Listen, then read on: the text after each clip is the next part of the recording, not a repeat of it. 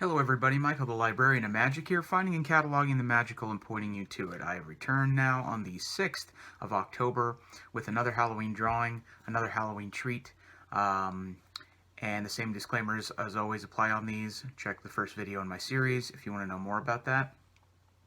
With all that out of the way, jumping straight in to today's drawing, which is Donald Duck, the dog barking in the background. Donald Duck in his Halloween costume, official 2020 Halloween costume, as a vampire of some sort, I guess, or Dracula. This one I didn't draw off a pin. I think I got it off of the T-shirt, but it is in the 2020 merchandise collection. Donald is one of my favorite Disney characters ever, and by far my favorite of the Fab Five characters.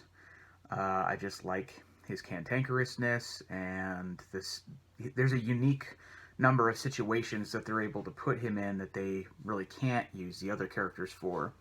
And that's actually sort of the reason they invented him in the first place.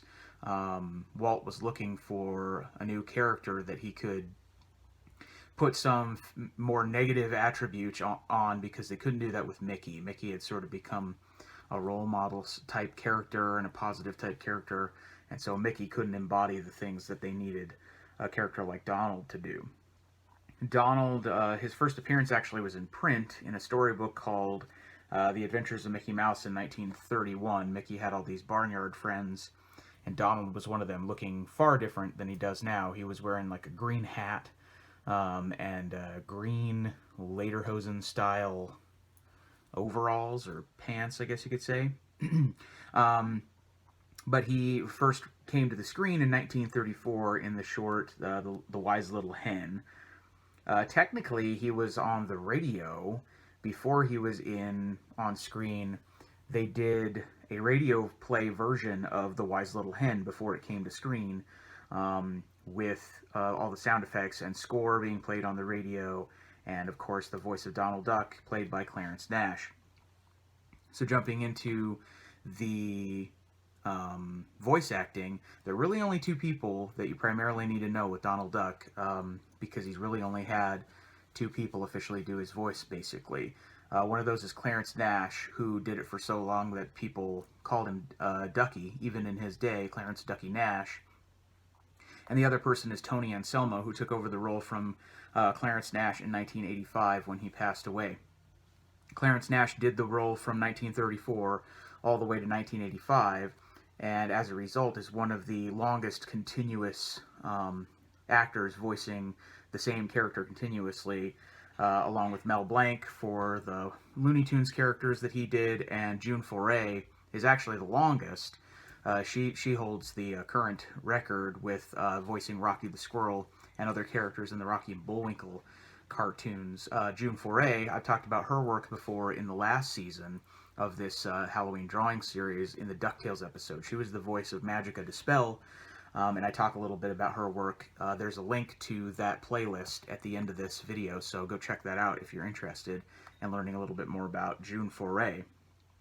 But Clarence Nash voiced this character for a really long time before passing it over to Tony Anselmo, who is still doing it today. So really, it's kind of only two guys. Tony Anselmo was an animator with Disney. He sort of worked his way up through the animation side of things, but was also able to do impressions, and he was active doing voice work and things like that while he was animating.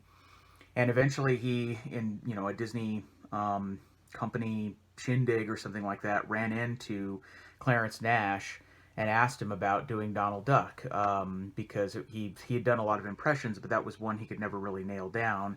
And Clarence Nash started explaining to him how it works, and then eventually started training him as a protege about exactly how to do it, and helping him practice and develop the technique over time. And so Tony Anselmo was handpicked by Nash and trained by him all the way up until his death to take over this role and sort of give it the continuity that he felt it deserved, to the point where even to this day Tony Anselmo still even uses Clarence Nash's original microphone to try to reproduce the sound as exactly as he can get it.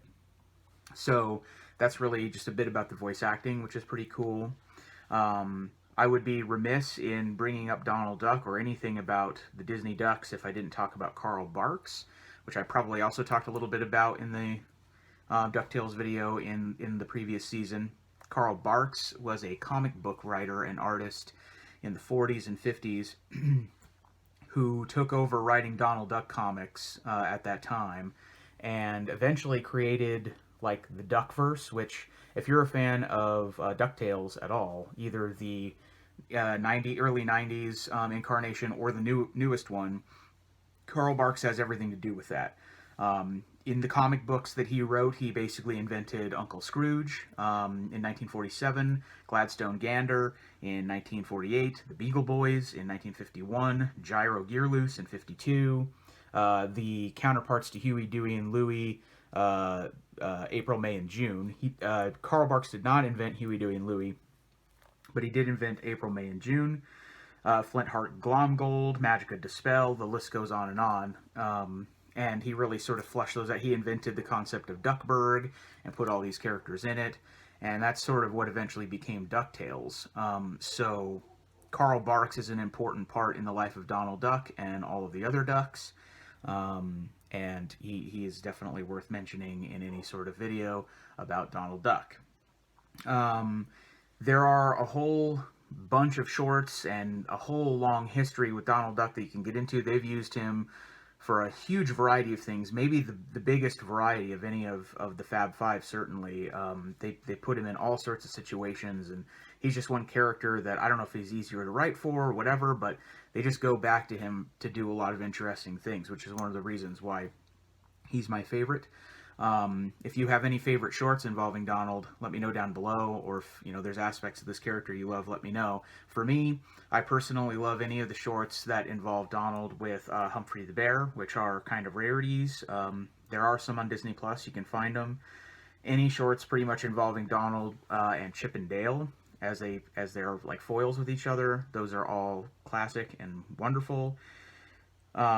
But a couple of highlights that you may not know about that I think are worth mentioning, especially for the Halloween season. Two of my absolute favorite shorts involving Donald.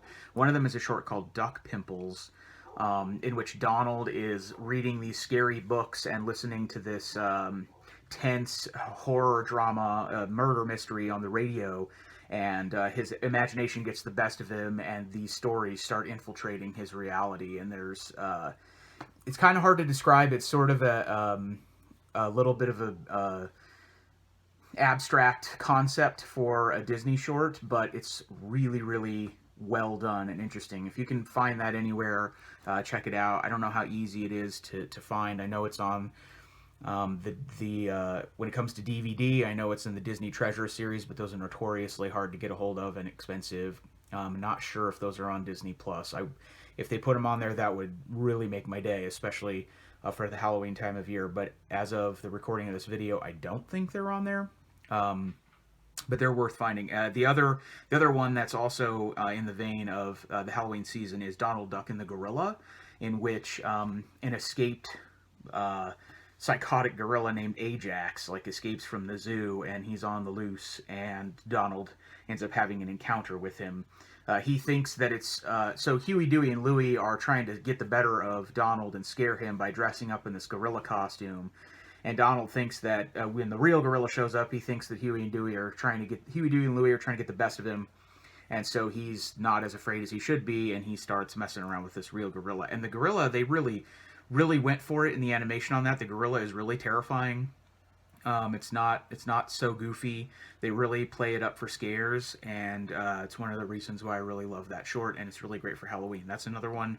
I don't know if it's on Disney Plus or not. I don't think it is. They really should put it on there, and as many shorts as they can, they should put on there. That'd be great. But if you can find that anywhere on the internet or buy it on DVD, if you can, they're really worth your time, especially for this time of year. So those are just some highlights about Donald Duck and his long career, some of the shorts that I really love. I'm also a really huge fan of The Three Caballeros. This is one of my coffee mugs that I really like. That's another sort of underrated project involving Donald and his Latin American cousins, Panchito Pistoles from Mexico and Jose Carioca from Brazil. And there's also on Disney Plus, there is one season of a TV series called The Legend of the Three Caballeros, which is also um, really worth mentioning. It's really noteworthy. I watched a good chunk of it and think that it's worth everybody's time. So go enjoy some Donald Duck. I hope that this causes you to want to investigate more about the character. He's got a long, interesting history that's worthy of delving into. So many of the shorts are available in places like Disney Plus and readily available on DVD. That's not ridiculously expensive. So whatever you can get your hands on, I would totally advise you to do that, because he's just one of the best characters of all time.